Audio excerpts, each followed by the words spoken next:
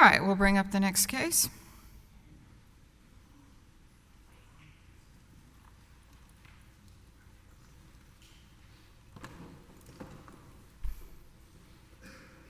All right. And I just want to say I'm very respectful of the fact that we want to have affordable medication for cancer, and I'm also very respectful of the fact that people don't want to lose their hair forever. So I'm respectful of both sides at the core, but that we will take a look at the issues. Case number 23-30323, Hickey versus Hospira et al., and we'll begin with Richmond Mura for Hospira.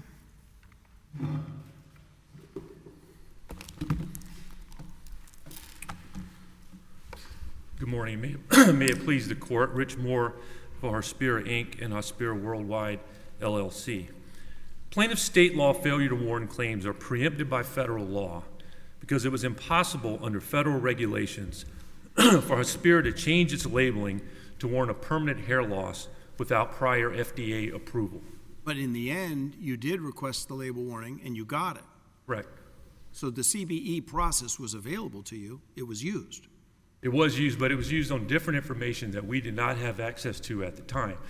Is this is a fact case, whether there was clear error as to whether you had that evidence, or do you think the district court's ruling has fact and legal errors? No, this is not a factual dispute, Your Honor. This is based on a pure legal error, which the district court misinterpreted the applicable federal regulations.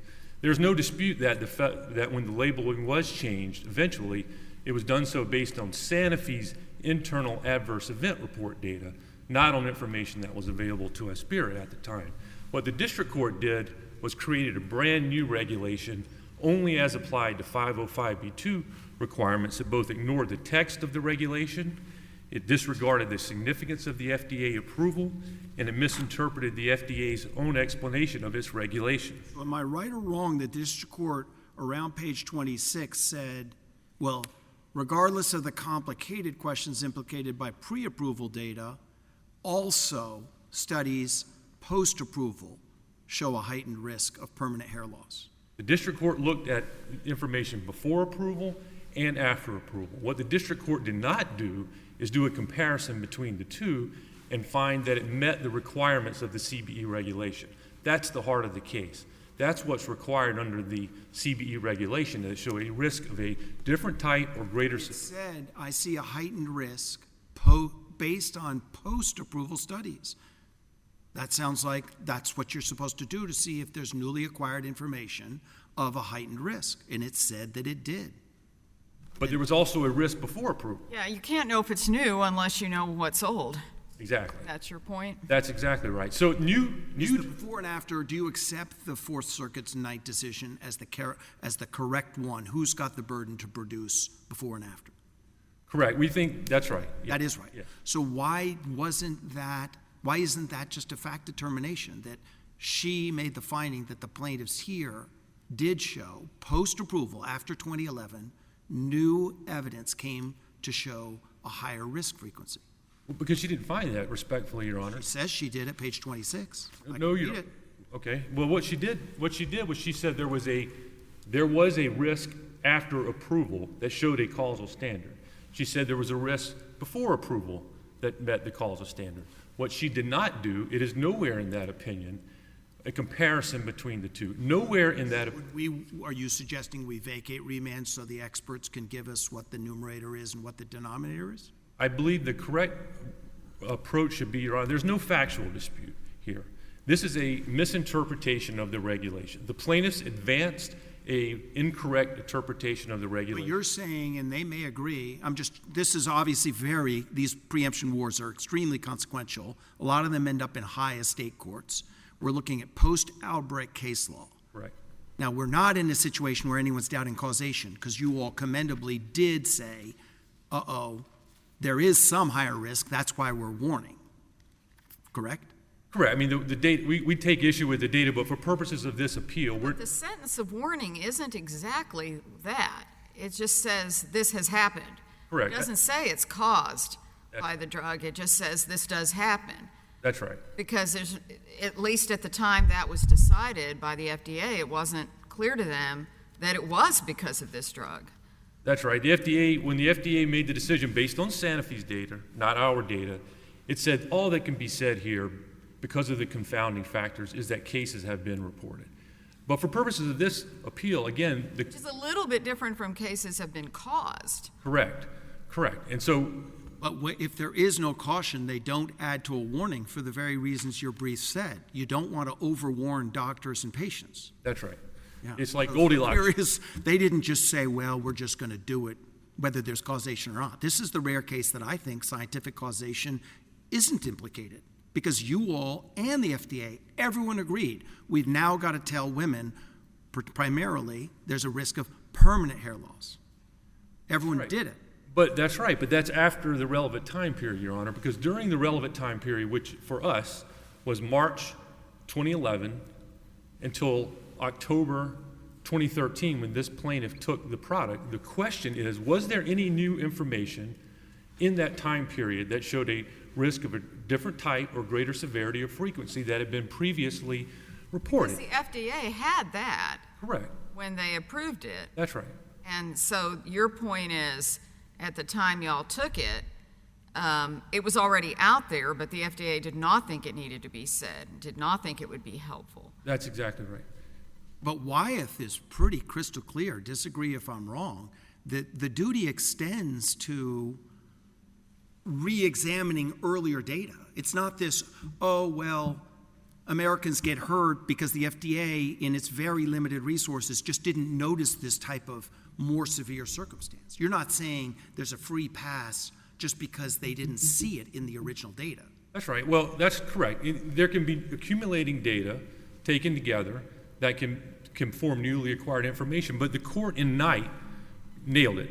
It said, and I'll quote, it said, the rule accounts for the fact that risk information accumulates over time and that the same data may take on a different meaning in light of subsequent development. But the next sentence says, still, the new analysis must reveal risks of a different type of a greater severity or frequency to constitute newly acquired information. So if you take all the information, it shows something new, that would be different. That's not here. There's nothing in the record that shows that. Well, and I'm a little confused on what type of risk is this? Would you say it's a frequency risk, it's a severity risk, or it's a new type risk?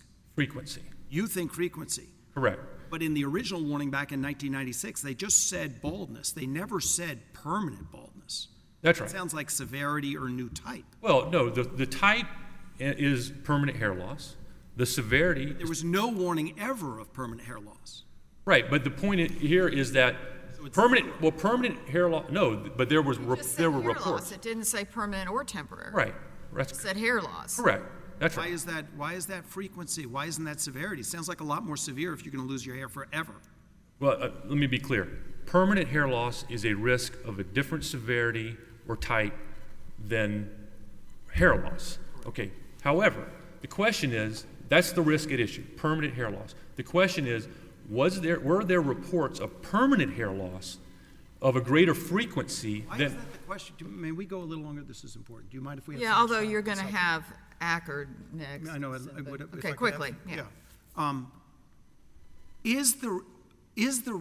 This is a difficult issue for me. So originally in 96, the FDA just says alopecia. Correct. That's the adverse effect. Correct. But if deep in those records, it turns out there was incidence of permanent alopecia, that means the generics can always point to that and say, we didn't have to warn, even though that data, so it was overlooked data by the FDA. It wasn't overlooked. It was carefully considered. How do we know that? Because in a 505b2 context, the 505b2, by design, doesn't have access to all of the information that the brand manufacturer has. That's the purpose of 505b2. So Sanofi, the brand, submits all the clinical data, all the adverse event reports. That safety and efficacy data to get approved by Sanofi is not available publicly? Is that your position? No, Back then it wasn't. That's right. Not at the time. But is it now in 2011? Did the generics have that? Well, we have information through the NDL. Because I thought I understood from the briefs, you don't have access to their adverse incidents. Correct. But I thought you do have access to the underlying safety and efficacy data. No. No, Okay. no, not at the time. So, because that's the whole purpose of the 505. Yeah, your time is up, but you've saved some time for rebuttal. Thank you. And your fellow defendant is speaking next, so we'll hear from Michael Ruttinger on behalf of Accord Healthcare.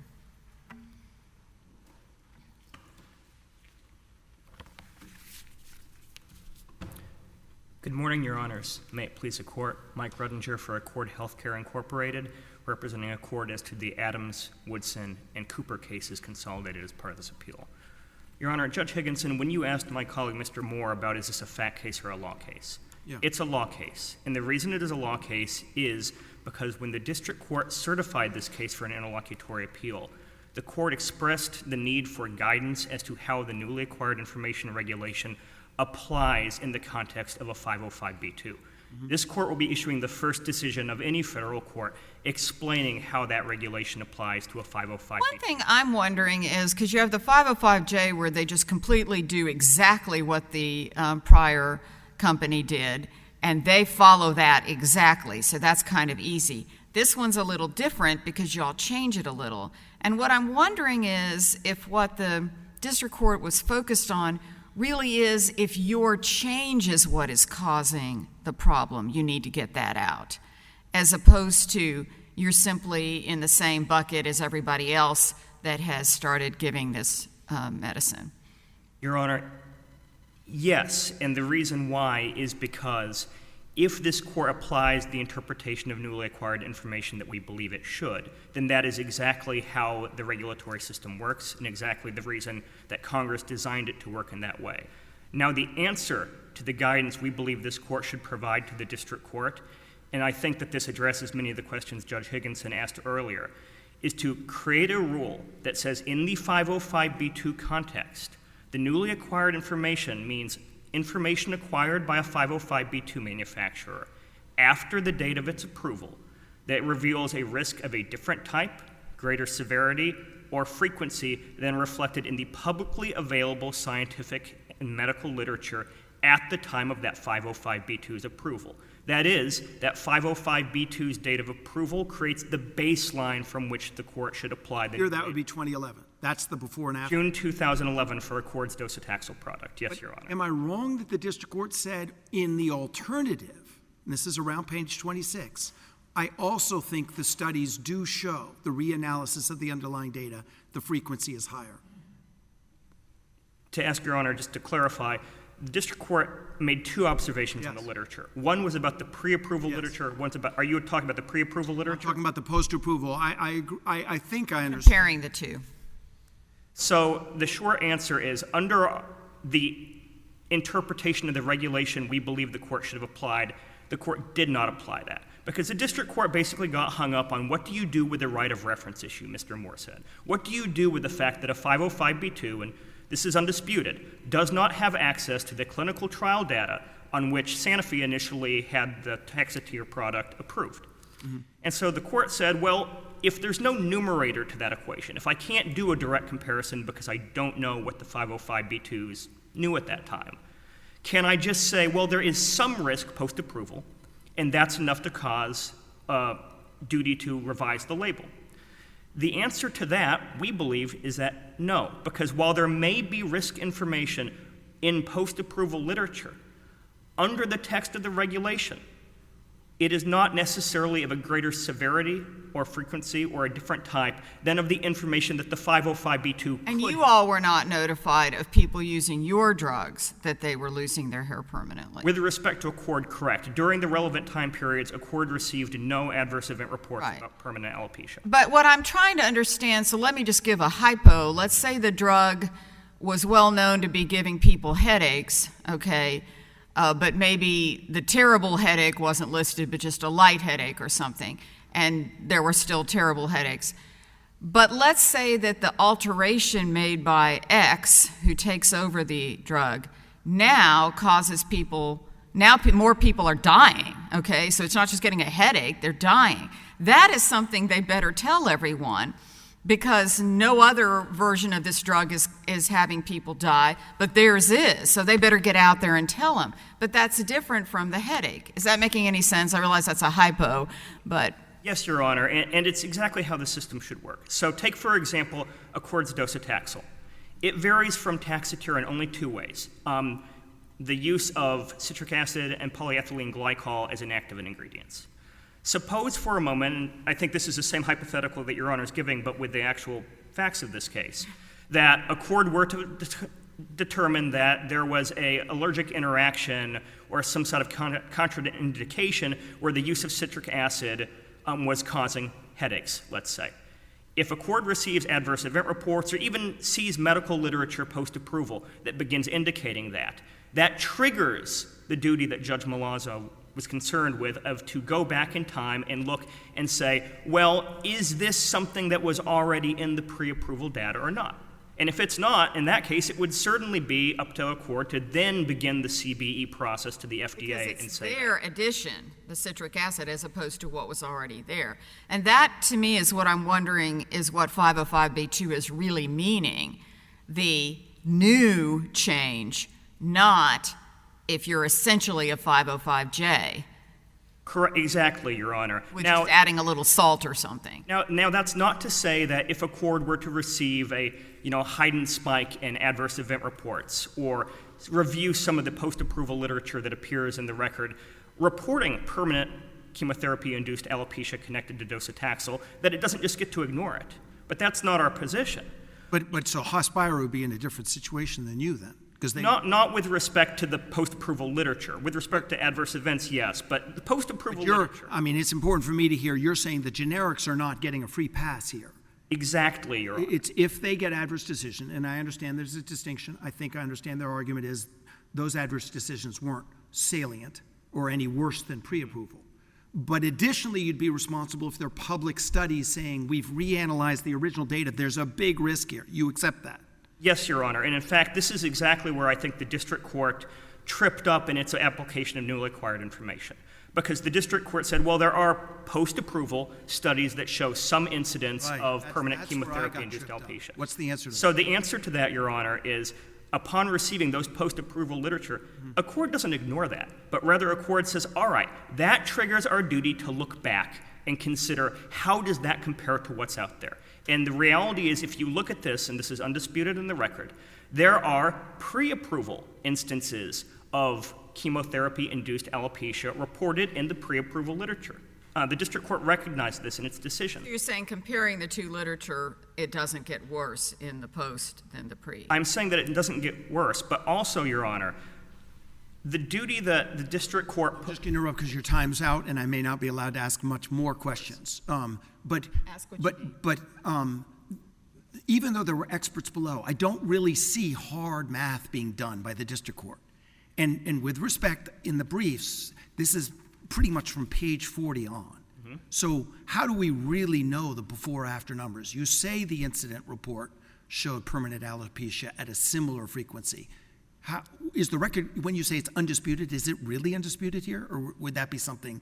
So it is undisputed, Your Honor, because this is an analysis that neither Appellee's counsel in the trial court level below or Judge Malazzo even attempted to do in applying the newly acquired information regulation.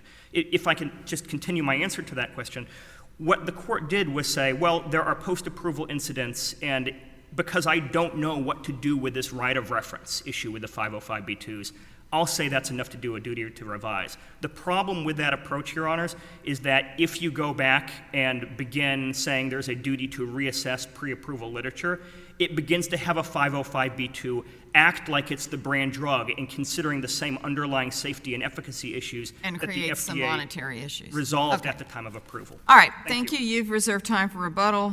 We will now turn to the other side. Andre Mura for Hickey et al. I hope, if I mispronounced your name, I apologize. That was perfect, Your Honor. Thank you. May it please the court. Let me start with the question of whether it's a legal or factual issue. This court can affirm solely based on the post-2011 information that was available to these defendants. These defendants did not seek approval as generic drugs through the 505J pathway. They sought approval through the 505B2 pathway, and that makes all the difference because the changes being affected regulation is available to them. And Merck against Albrecht. We know it's available because they ultimately do it, which is wonderful. Exactly, Your Honor.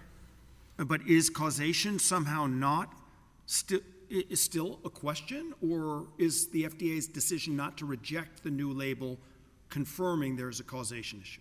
I think it's confirming causation, and both defendants before you have not argued that a causal association could not be established. They are totally focused on the question of whether this was newly acquired information. What about Accord's arguments? Because that does seem, until you get to page 26, it sure does look like the district court, I mean, it explicitly states that they would have a duty to go back and look at the underlying data. They could simply compare. I don't think the Supreme Court, and I would look at Wyeth against Levine. I think that's dispositive of their argument as to whether this was newly acquired information. New has to mean new. In other words, unless I'm wrong, it's got to mean post-2011 studies saying there's a worse risk of permanent baldness. And that requires you to do the before and after. And their argument, as I understand it, is there's nothing showing a lesser risk before. Their argument is that all this information was provided to the FDA. There wasn't anything new, and they try to calculate incidence rates. But that's not how Wyeth versus Levine understood newly acquired information. Wyeth versus Levine, there were 20 adverse event reports that had been provided to the FDA. Starting in the 1960s, there was a lot of back and forth between Wyeth, the drug manufacturer, and the FDA. And in that case, Wyeth argued, none of this is new. The FDA had these adverse event reports. We couldn't satisfy the changes being infected regulation. And what the Supreme Court said is that's not correct. Right, but they are generics. So in large part, they're piggybacking on Sanofi. No, Your Honor, they're not generics. Under Are the defendants here? the defendants are not generics. They're 505b2s. That's why I started there, because the generic. They have access to the Sanofi's adverse decision. But it's generic, but with a slight change.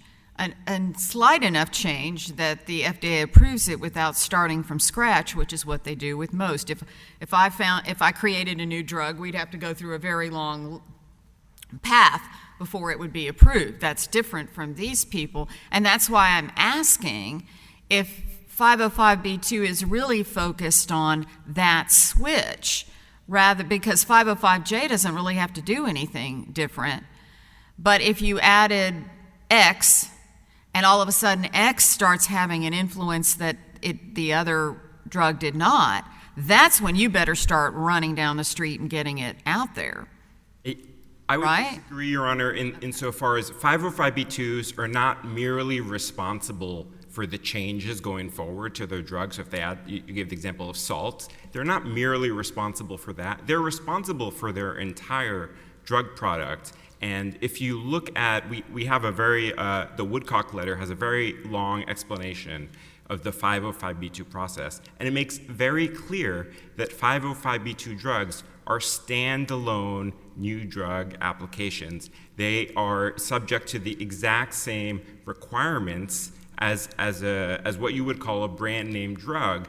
So for example, if Sanofi's Taxotere were taken off the market, the true generics accepted under 505J would have to be withdrawn automatically. That's what the Woodcock letter talks about. But that would not occur with the 505B2s because they have their own drug and the FDA expects them to update their label. They're responsible for the content in their label. It's true that they rely entirely, in this case, there are different ways in which 505B2s can be accepted. They can submit literature showing that the drug is safe and effective. They didn't do that. What they did is they rested entirely on the original new drug application of Sanofi. But going forward, once they're approved, isn't this whole window that we're in, the effort to try to, because a lot of drugs are like, $1,000 a month or something, and that's a little bit difficult to afford for most people.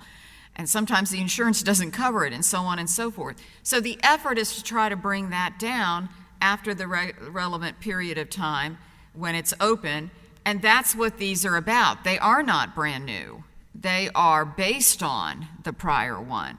There's just like the Accord is a very small change, the Hospira is a little bit bigger, but they are both cubbied in the original drug. Yes, Your Honor, but under the congressional scheme, they are primarily responsible for the accuracy of their label at all times. So once they were approved and came onto markets, they were fully responsible for their label. They have the same pharmacovigilance obligations as Sanofi. I didn't hear them saying they're not responsible. They're just actually saying there is no data that came to our attention that shows a higher risk than the one before the original baldness warning. Which is wrong because we cited multiple studies. Okay, I'm going to do what I often do. Yes. Tell me your best study, the one that is most conclusive, and I wrapped into that, is this a frequency, a severity, or a type risk, or does that not matter? I think it can be all three. We do think it's permanent hair loss was not in the original label. So this is a different type of risk. It's obviously more severe than temporary alopecia. And It's a different type. Yes. But if the underlying data showed just as much permanent hair loss, and FDA said, you know, that's just happening so infrequently, and so many people are surviving cancer, you just have to say alopecia. But if they made that determination, why isn't that? Unless you show, oh, well, actually now it's higher, and FDA, you would have required more. See my point? It really gets back to the before and after. So I'm asking you, I'll get back to my first question. Yes. In the record, which study is most conclusive that there is a higher risk? I would point to Kluger. But I think if you look at the years 2011 to 2013 and you count the new reports, there were 31 new reports. I mean, that's more than Wyeth in a 2-year span. I mean, that's pretty significant evidence that this information was accumulating. It's not the case. Any of those studies, including Kluger, say, here's what the risk level was, about 7% before the 96 warning, but now the evidence is showing 30% or whatever. Would any of them do the before and after? Yes or no? They looked at, they don't have an incidence rate, if that's the question. Yeah, I guess they do not have an incidence rate. Or did the underlying experts, right? In this case, the experts never really tried to demarcate, did they? No, Your Honor, because you're not going to be able to calculate an incidence rate unless you're doing a clinical trial, because you need to have a lot of information to know the numerator and the denominator. You need to be comparing the same population over the same period of time. But all of this is a question of what would the FDA had done had the defendants proposed a label change. And Albrecht is quite clear that we don't find impossibility preemption just because we consider... Yeah, I thought that they need the newly discovered, first, before they get there. I mean, the problem is, let's say 1 million ladies take this and one of them loses their hair. You have to report that? I mean, the problem is, this is a difficult area, and I said at the beginning, I'm very, very respectful of both sides of this because this is a difficult area. But you don't want people to not take a drug that will keep them alive or keep them from having further cancer just because one lady out there had a bad event. That's absolutely That said, of course, people can make their own decisions, and so if it's happening a lot, they need to know. So the list, like when you're getting surgery, the list of things that could happen to you, it's very long, and it usually includes you could die. So is nobody ever going to get surgery? Because then they probably will die in a lot of these situations. So it's a difficult area, and I'm wanting to make sure we get it right in terms of what it is that these groups are supposed to do. I agree with that settlement. It's incredibly important for the drug companies that have primary responsibility for their labels to do their job. I mean, both Accord and Hospira had updated their European labels to warn of permanent hair loss. Accord did it 14 days after their US label came to market. I mean, the idea that they didn't know that this was a problem is not borne out by the record. Their answer is the Europeans require more safety disclosures. Is that comparing out? Even if that were true, the question is notice and knowledge. And both the fact that the same companies were saying one thing in Europe versus something else in the United States, when the preemption question is, was the FDA fully informed It wasn't, because these studies weren't being brought to light to the FDA, these new studies, which they had a responsibility to do. They had a responsibility to analyze this data. They could have analyzed solely the post-2011 data and said, look, there are 31 new reports of permanent hair loss. We're concerned. We'd like to warn about it. And then the FDA would have made a determination, and we think the FDA would have made the same determination it made 2 years later to accept that language. But you only get preemption if you can show that the FDA was fully informed. Record that the FDA did make that determination because the data was the same. 31 studies are basically saying what they knew before, even 1996. No, Your Honor. The FDA made the determination to update the label in 2015 when it received a single report. That's Sanofi, and they've got adverse incident reports Correct. that are scary, but these two defendants don't have access to that. But the fact that Sanofi had more information doesn't mean that these defendants couldn't also have updated the label based on the post-2011 information they had, which was more than the information that Wyeth had in Wyeth versus Levine, where the court said 20 adverse event reports that didn't include incidence rate, right? This was not new. There had been some permanent before. So if you look at just what's out there in the public, let's go online and look what's out there. The post and the pre, the question is the post higher than the pre? It's not, is there anything post? It is new, Your Honor, because it's a greater type, right? I mean, permanent hair loss But they had permanent hair loss before. But permanent hair loss is not in the label. No, So I this understand is- that, but that's the FDA decision. And so you've got to defer to, I mean, Europe is a very different place in terms of the country pretty much covers most of the sick people pretty fulsomely. That is not particularly our situation. And so they're different countries, they have different rules, you got to follow their rules.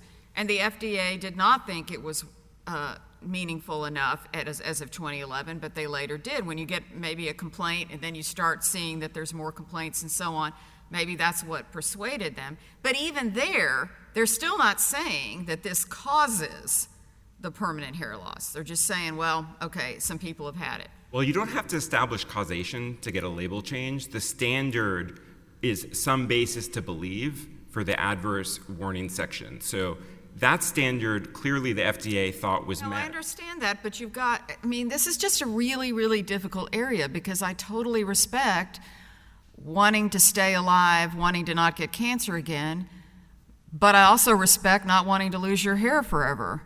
And that's just a really difficult arena. It's so, let me ask you this. If you were writing our opinion, I think you would agree that if there were 1 million women that took this, or women and men, but 1 million people, let's just say, who took this drug, and only one of them lost their hair permanently, probably that doesn't need to be revealed. What is your level? At what point? What would we need to say? Because the argument is that we're in a res nova world, so what we say is going to matter. What should we say? Your Honor, I would start with Albrecht, which sets forth a test for preemption where the court says impossibility preemption is a demanding defense for any drug manufacturer that has the changes being effective regulation available to it. It has to show two things: that the FDA was fully informed and that the FDA took action to prevent the drug manufacturer from giving the warning that state law would require.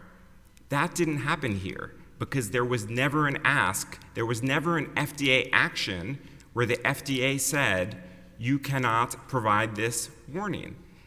And that was key. I mean, Justice Thomas's concurrence is very clear that we do not find impossibility preemption just based on the hypothetical of what would the FDA had done.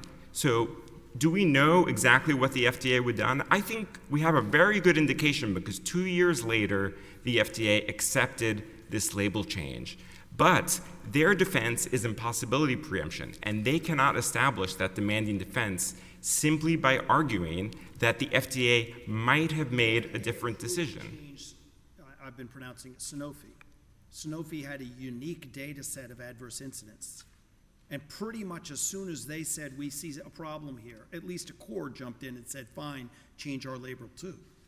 The fact that there was more information in the hands of Sanofi does not mean that the information available in these reports was insufficient to establish, for them to invoke the changes being Accord effective. didn't get any reports of their own drug, and if you look at the post, let's argue for the moment, let's just assume arguendo, the post isn't more than the pre.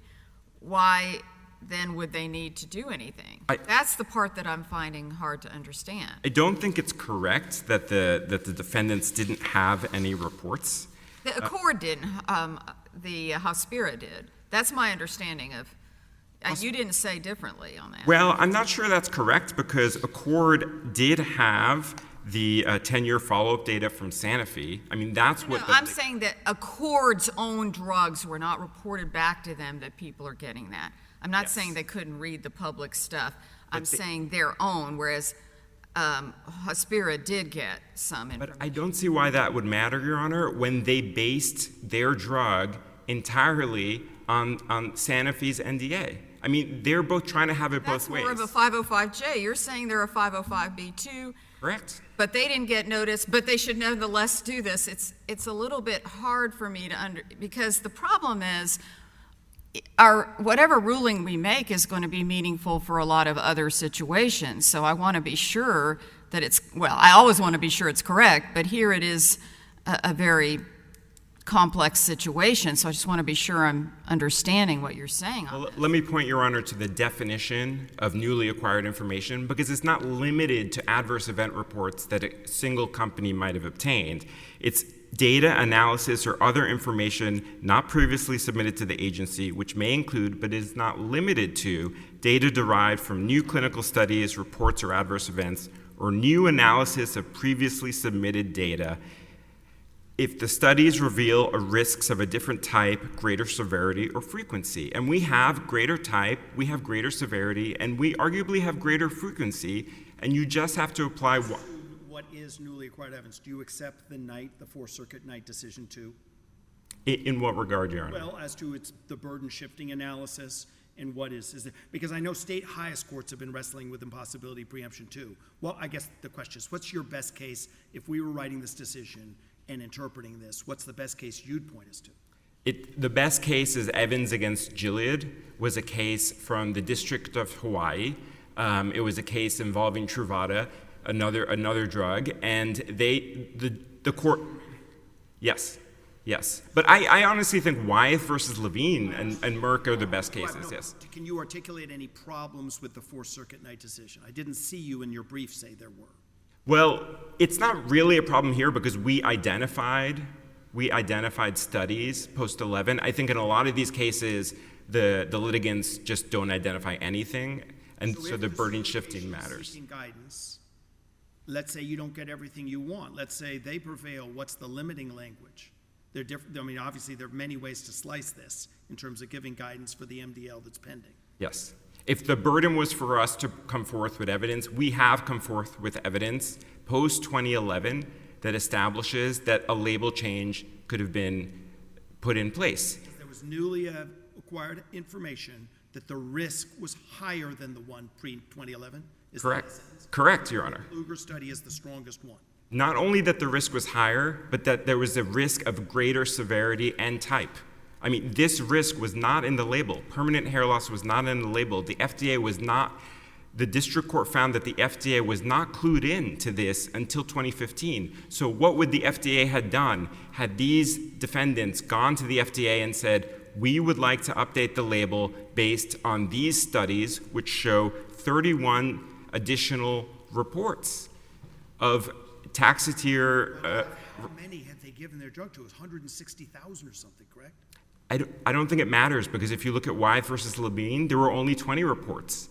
Okay. And so if you look at that's not how the court understood newly acquired information. And what was important to the court there and in Albrecht was the CBE regulation is available. So when you're asking the question of is this impossible for the defendant to take an action, it has to be both doctrinally and practically because the federal regulation or a federal action prohibited the defendants from taking some action that state law would require.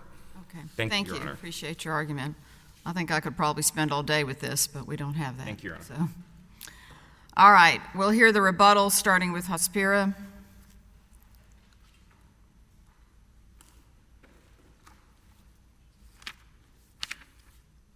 With Moore for Hospira.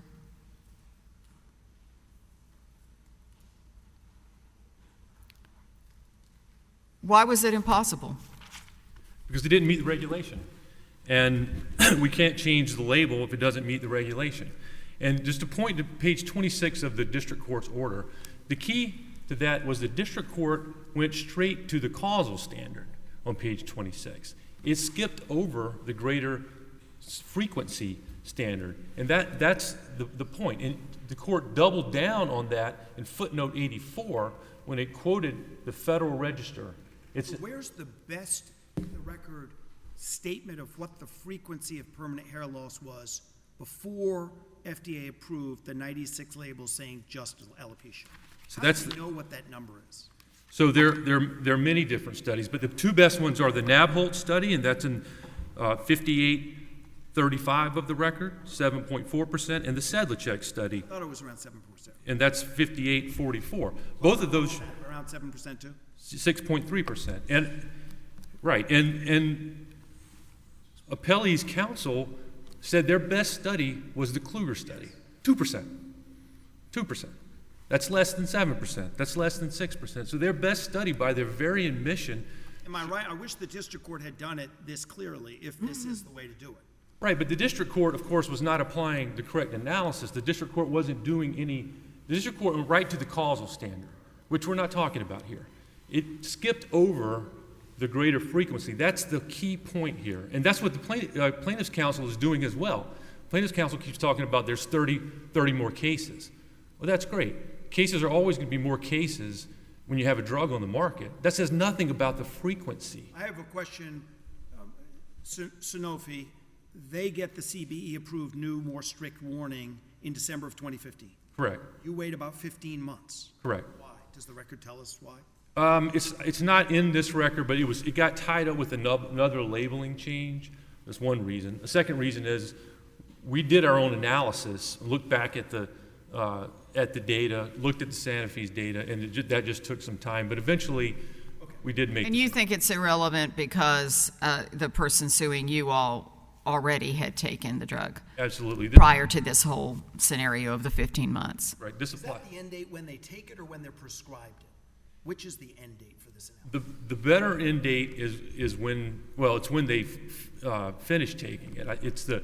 Because it's a causation question, right? So they have to show that a different label would have changed the prescription and would have prevented the plaintiff from getting permanent. When did she hair loss. stop taking it?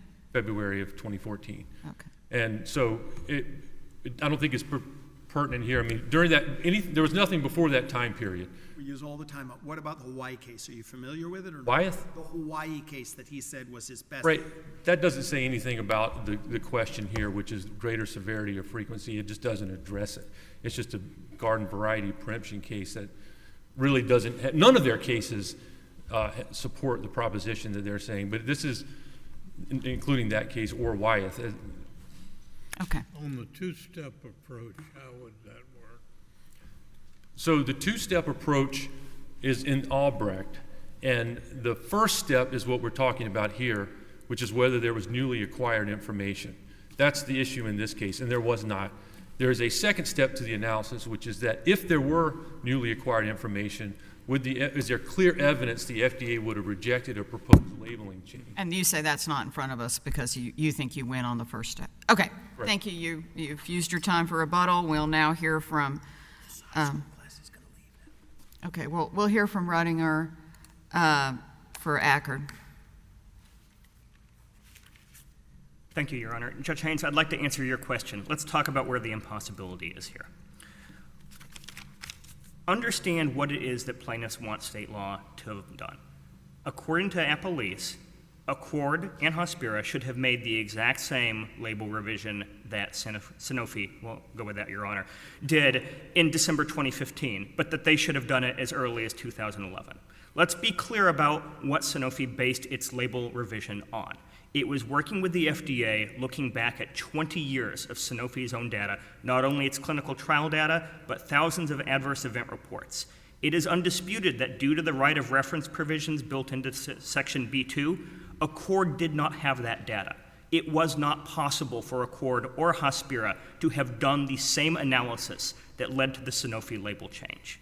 I do want to address, Your Honors, briefly. Very helpful for me, you keep coming back to that, is where would I find sort of the clearest discussion of this right of reference? The clearest discussion of the right of reference, Your Honor, there's not case law on this. That's part of the unique issue with this being B2. In our appellant's brief and reply brief, we discussed the framework, but also the right of reference is built into B2, which I think is 355B2 as well. And it, You couldn't have done it. correct, exactly. We do not have access to that data to have done it to begin with. That's why the baseline for when a 505B2 applies the newly acquired information regulation, the baseline must be the time of approval, and the comparison must be to the scientific and medical literature that was publicly available at that time. I know Mr. Mura suggested that Accord and other 505B2s should look back at the pre-approval data independently. If we do that, we are second-guessing the determination made by the FDA and reconfirmed at the time of that B2 drug's approval. And doing that violates the principle that Accord's label is adequate as a matter of law at the time of approval. Okay. Thank you. Thank you. All right, this case is now under submission. We appreciate both sides, and we're going to take a short break for about 10 minutes. Thank you.